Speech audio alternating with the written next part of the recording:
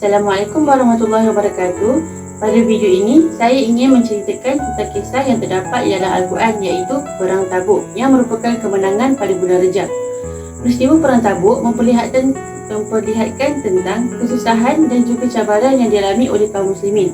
Cuaca yang panas terik, perjalanan ke Tabuk yang jauh, kekurangan bekalan kerana bilangan tentera yang ramai, ditambah pula dengan godaan buah-buahan dan kurma yang sedang ranum di Madinah pada ketika itu.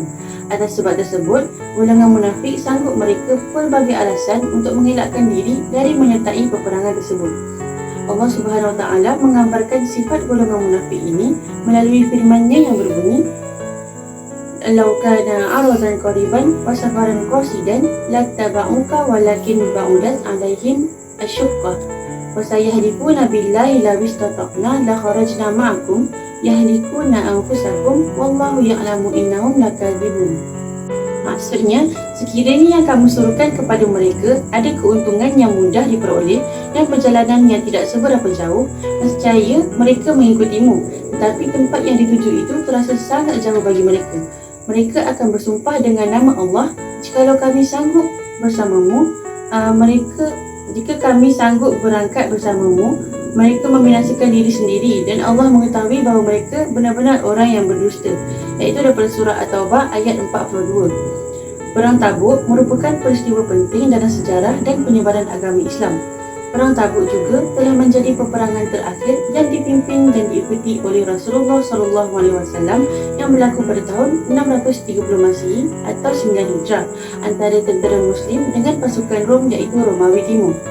Dalam peristiwa ini, Rasulullah telah memimpin 30,000 tentera Muslim yang menjadi pasukan teramai dalam sejarah peperangan pasukan Islam demi melawan 100,000 tentera Rom. Peperangan ini sebenarnya memberi banyak pengajaran kepada kaum muslimin, iaitu tentang pengorbanan, kebersamaan dan ujian keimanan kepada umat Islam pada ketika itu. Sebaik sahaja mendengar tentang serangan pasukan Rom, Rasulullah telah segera menyeru semua kabilah agar untuk bersiap-siap menghadapi pasukan musuh itu. Baginda juga telah meminta golongan kaya untuk menyumbangkan harta mereka bagi persiapan perang tersebut. Ada juga yang menyambut seruan baginda dengan gembira kerana keimanan mereka yang begitu mendalam dan cintakan jihad kerana Allah.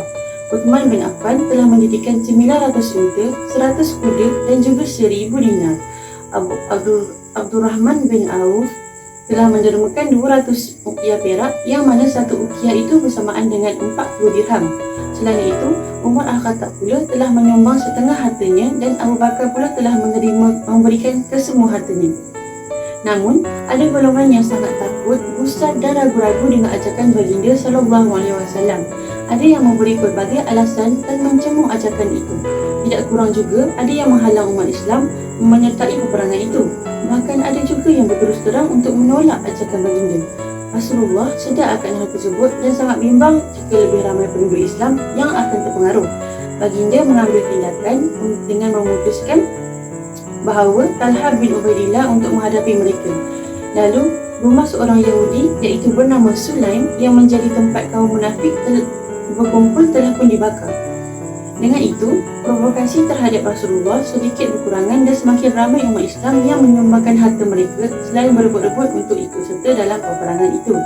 Sehingga kan ada juga golongan yang tidak mampu dan tidak ada kenderaan terpaksa untuk mereka ditinggalkan. Mereka pulang dengan penuh kesedihan dan tangisan kerana tidak mampu menyumbang apa-apa yang digelarkan sebagai Al-Baqa'un, iaitu orang-orang yang menangis. Baginda bersabda, dalam hal ini, aku tidak mendapat kenderaan yang dapat membawa kalian. Rasulullah SAW dan pasukan Islam meninggalkan Madinah untuk menuju ke Tabuk yang terletak 800 km dari kota Madinah, yang memakan masa selama 20 hari perjalanan. Perjalanan menuju ke hujung semenanjung itu juga sangat sukar, ditambah dengan kekurangan makanan dan juga minuman. Mereka juga terpaksa melalui padang pasir yang sangat panas, sehingga mereka ini dijuluki sebagai Jashul Usrah, yang bermaksud pasukan yang mengalami kesulitan. Sebaik saja Rasulullah sampai di daerah Tabuk, baginda tidak menemukan seorang pun kaum musyrikin. Ini kerana pasukan Rom adalah sangat takut dengan ketibaan pasukan muslimin. Walaupun pihak musuh tidak muncul, Rasulullah tidak terus pulang ke Madinah.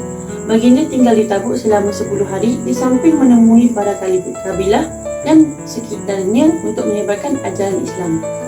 Kemudian Rasulullah dikunjungi Yohana bin Rubah dari Ailah dan juga menawarkan perdamaian kepada baginda selain menyerahkan jizyah.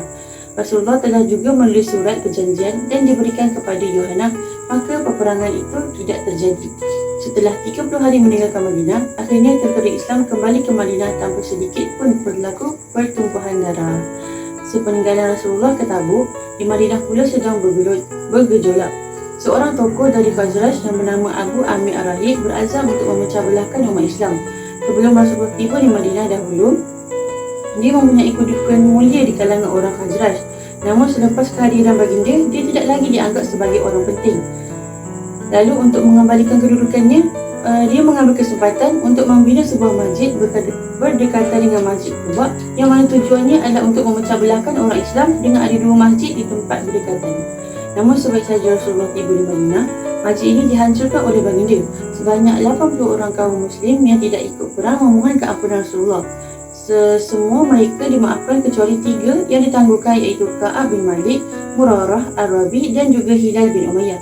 Mereka bertiga didiamkan selama 50 malam dan mereka berada dalam pengasingan seolah-olah mereka dipulaukan. Sehingga Rasulullah pun hanya menjawab salam Ka'ab bin Malik dan kemudiannya memalingkan wajah ketika bertemu. Setelah 40 hari, hukuman mereka adalah lebih berat dan mereka dilarang untuk mendekati isteri selama 10 hari. Pada hari ke-50, barulah penerimaan taubat mereka diumumkan. Jadi, Tabuk adalah tentang perang pengorbanan dan pentingnya bersatu padu. Pengajaran ini sangat penting untuk terus dipegang oleh umat Islam sehingga bila-bila pun bahawa musuh Islam ni sentiasa mencari peluang untuk menjatuhkan Islam walau di mana-mana sekalipun. Selain itu, umat Islam juga harus sedar akan bahayanya sifat munafik jika tidak terus dibanteras. Ianya diibaratkan seperti kuman yang boleh tersebar tanpa disedari dengan kesan yang sangat buruk. Sekian, terima kasih.